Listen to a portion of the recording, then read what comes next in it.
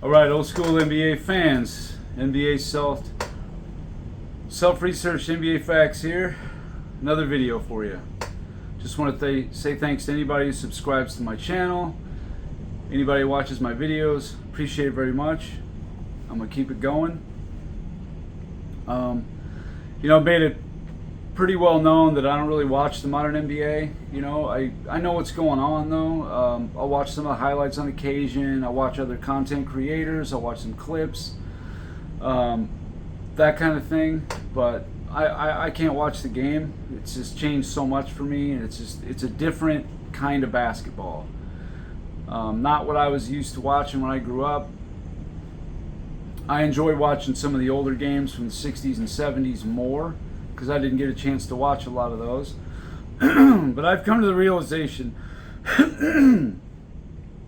that you cannot compare players from different eras.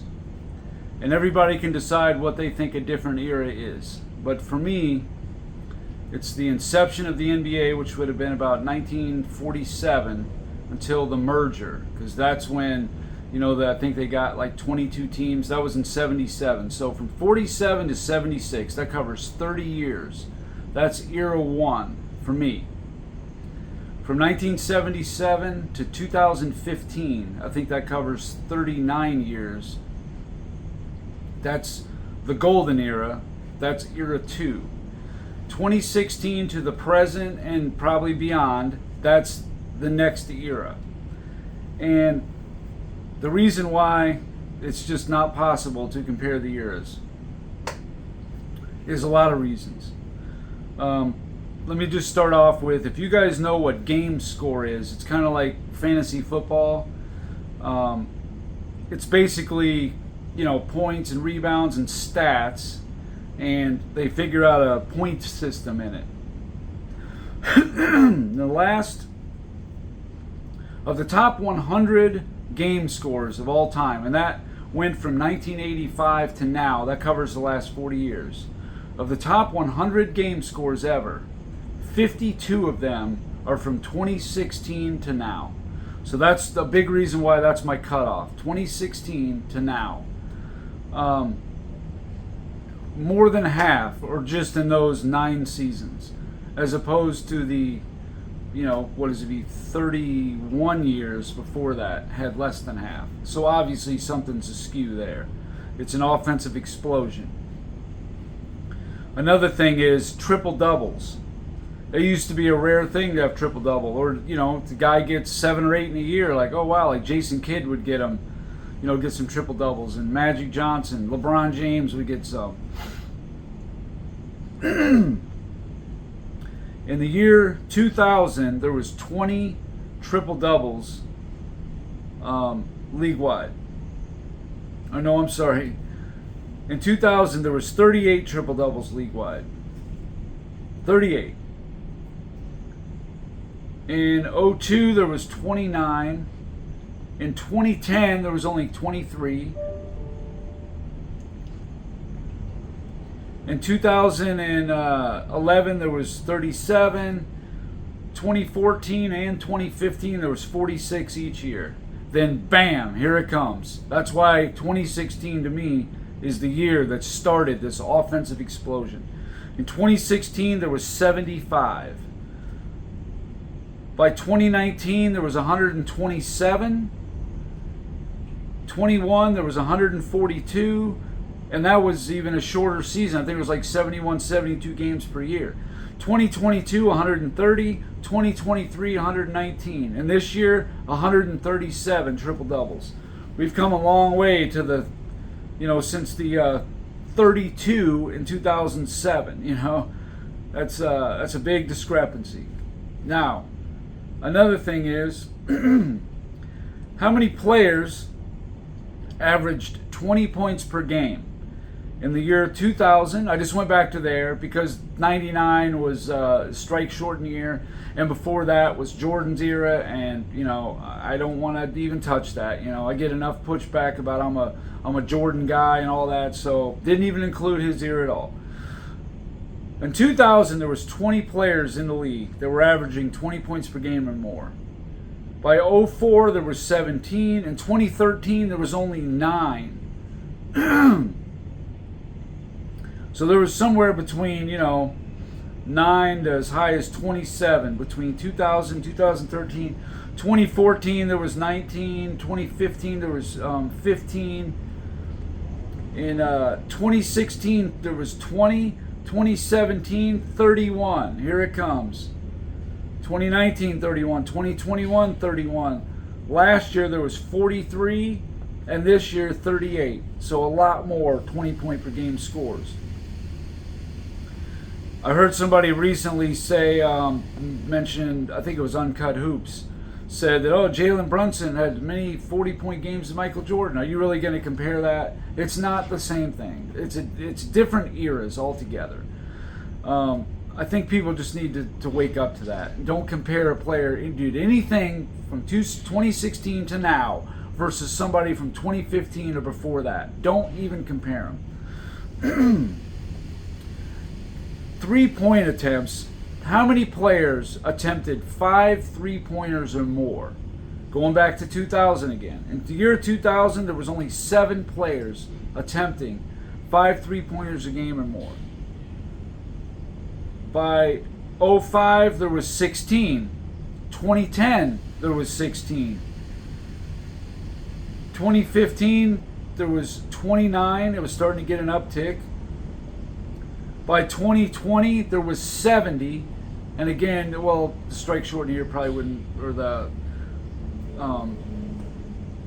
coronavirus year wouldn't really affect that too much. But 2022, there was 78 players.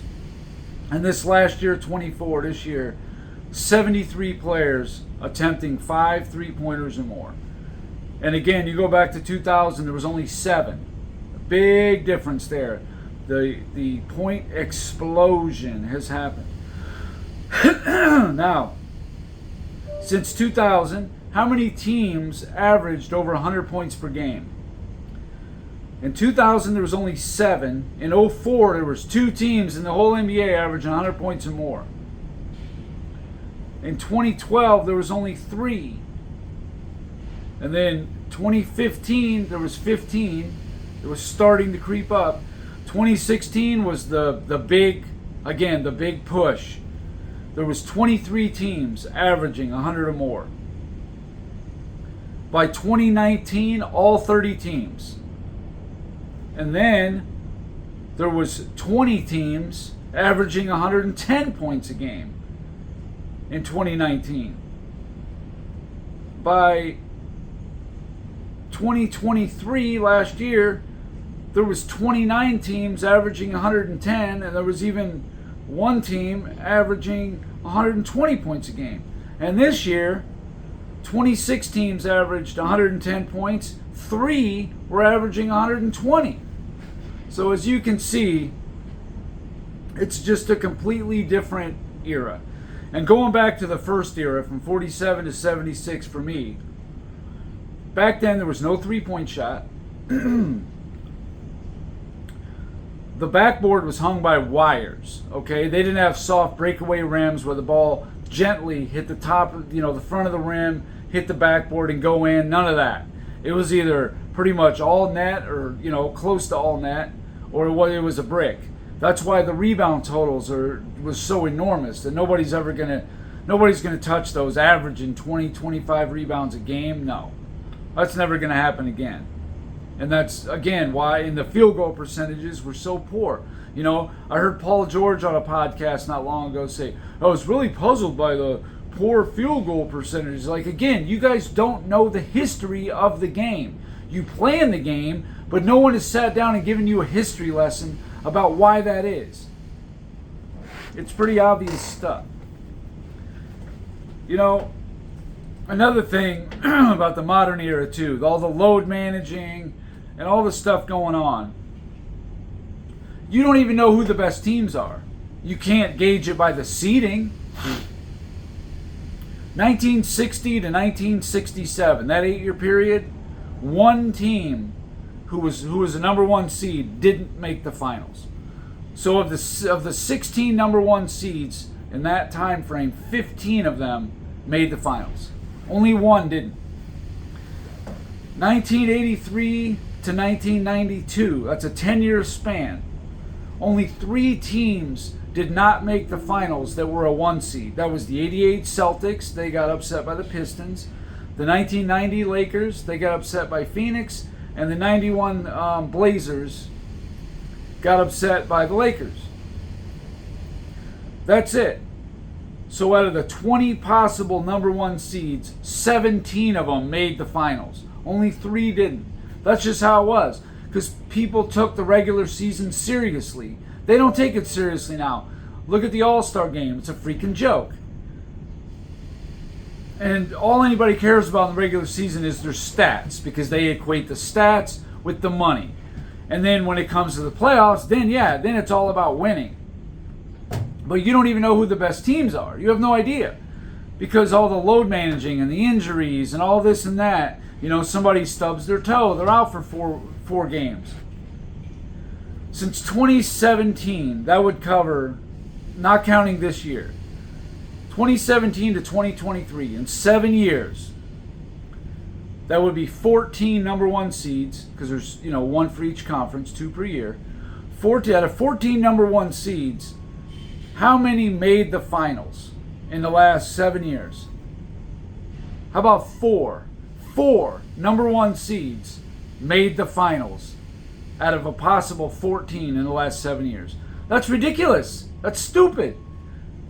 Because they don't take it seriously. Nobody takes the regular season seriously anymore.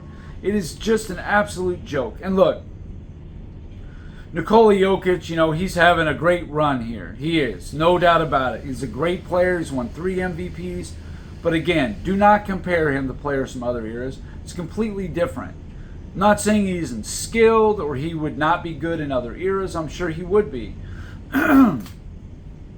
But like Chris Broussard went on, and he was wrong about it, saying how, Minnesota's going to win this series, blah, blah, blah.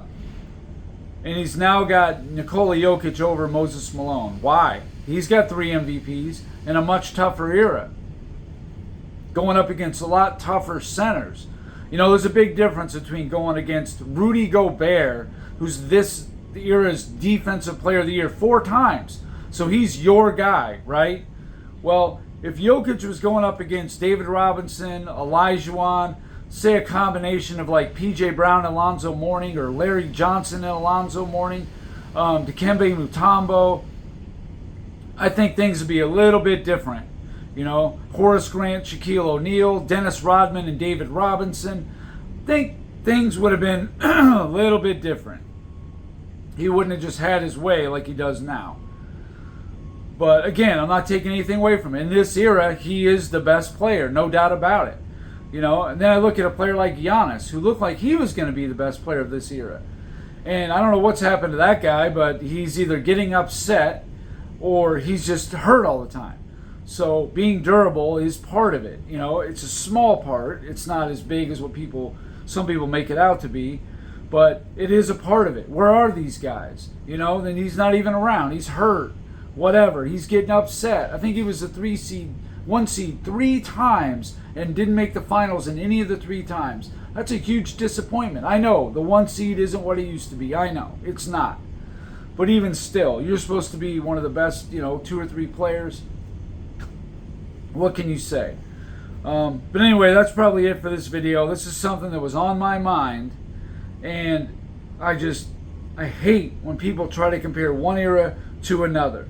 You can't do it. The point explosion, the lack of defense, whatever you want to call it. There's a reason why these teams are averaging 115, 118, 120 points a game, and 20 years ago, 25 years ago, there would only be a handful of teams that would average 100 points a game, because defense was emphasized. The rules were geared for the defense to have the advantage, especially back in the day.